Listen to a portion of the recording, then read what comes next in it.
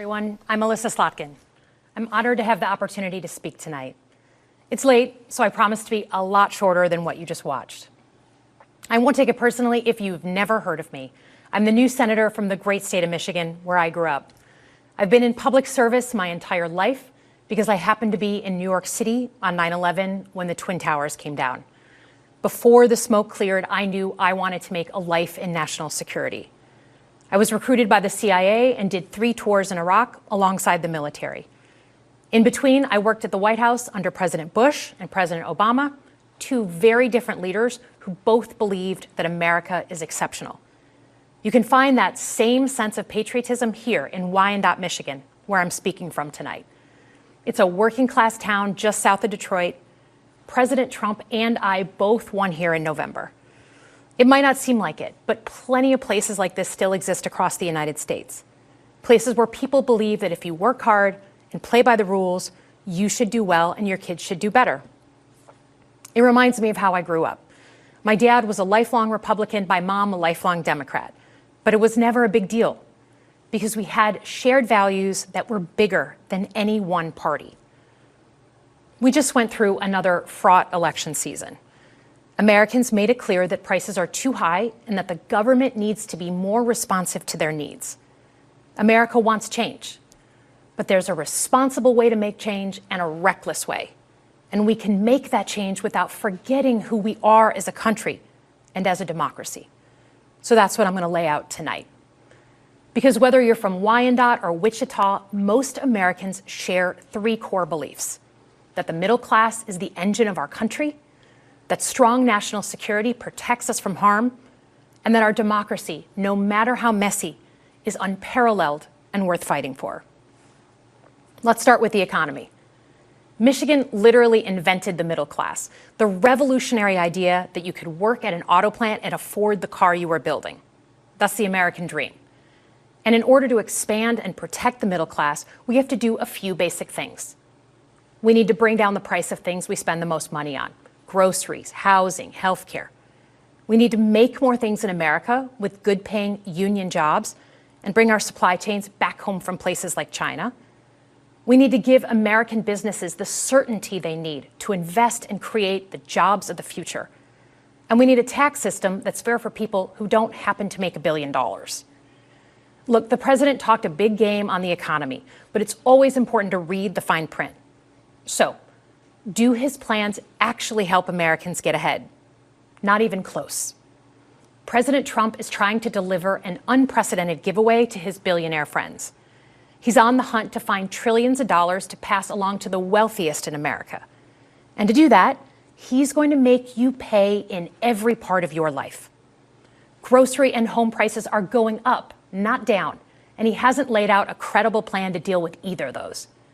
His tariffs on allies like Canada will raise prices on energy, lumber, and cars, and start a trade war that will hurt manufacturing and farmers. Your premiums and prescriptions will cost more because the math on his proposals doesn't work without going after your health care. Meanwhile, for those keeping score, the national debt is going up, not down. And if he's not careful, he could walk us right into a recession. And one more thing. In order to pay for his plan, he could very well come after your retirement, the Social Security, Medicare, and VA benefits you worked your whole life to earn. The president claims he won't, but Elon Musk just called Social Security the biggest Ponzi scheme of all time. While we're on the subject of Elon Musk, is there anyone in America who is comfortable with him and his gang of 20-year-olds using their own computer servers to poke through your tax returns, your health information, and your bank accounts? No oversight, no protections against cyber attack, no guardrails on what they do with your private data. We need a more efficient government. You want to cut waste? I'll help you do it. But change doesn't need to be chaotic or make us less safe. The mindless firing of people who work to protect our nuclear weapons, keep our planes from crashing, and conduct the research that finds the cure for cancer, only to rehire them 2 days later, no CEO in America could do that without being summarily fired. Okay, so we've talked about economic security. How about national security? Let's start with the border. As someone who spent my whole career protecting our homeland, Every country deserves to know who and what is coming across its border. Period. Democrats and Republicans should all be for that. But securing the border without actually fixing our broken immigration system is dealing with the symptom and not the disease. America is a nation of immigrants. We need a functional system keyed to the needs of our economy that allows vetted people to come and work here legally. So I look forward to the president's plan on that. Because here's the thing. Today's world is deeply interconnected. Migration, cyber threats, AI, environmental destruction, terrorism. One nation cannot face these issues alone. We need friends in all corners, and our safety depends on it. President Trump loves to say peace through strength.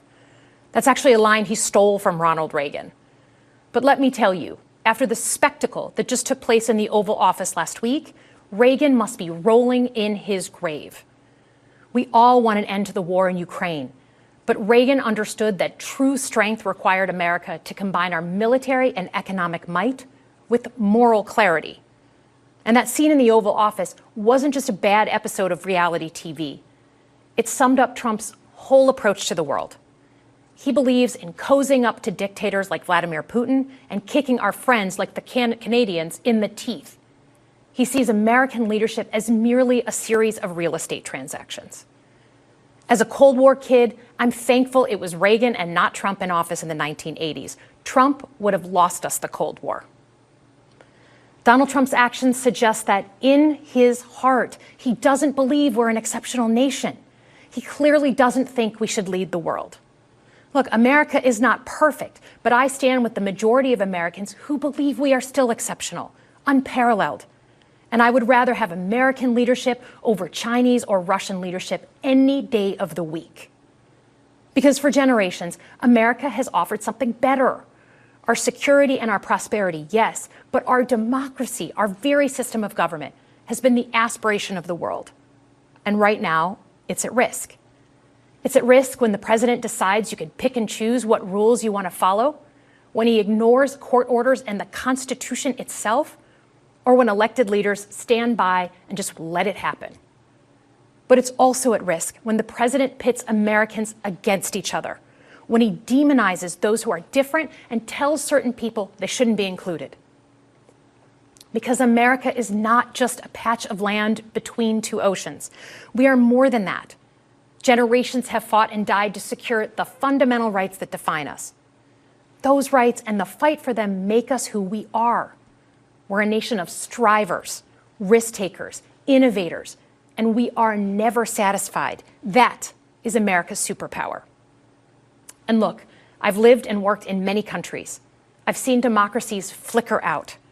I've seen what life is like when a government is rigged.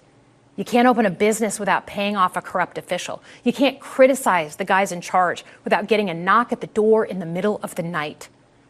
So as much as we need to make our government more responsive to our lives today, don't for one moment fool yourself that democracy isn't precious and worth saving. But how do we actually do that? I know a lot of you have been asking that question. First, don't tune out. It's easy to be exhausted, but America needs you now more than ever. If previous generations had not fought for this democracy, where would we be today? Second, hold your elected officials, including me, accountable. Watch how they're voting. Go to town halls and demand they take action. That's as American as apple pie. Third, organize. Pick just one issue you're passionate about and engage. And doom scrolling doesn't count. Join a group that cares about your issue and act. And if you can't find one, start one. Some of the most important movements in our history have come from the bottom up. In closing, we all know that our country is going through something right now. We're not sure what the next day is going to hold, let alone the next decade. But this isn't the first time we've experienced significant and tumultuous change as a country.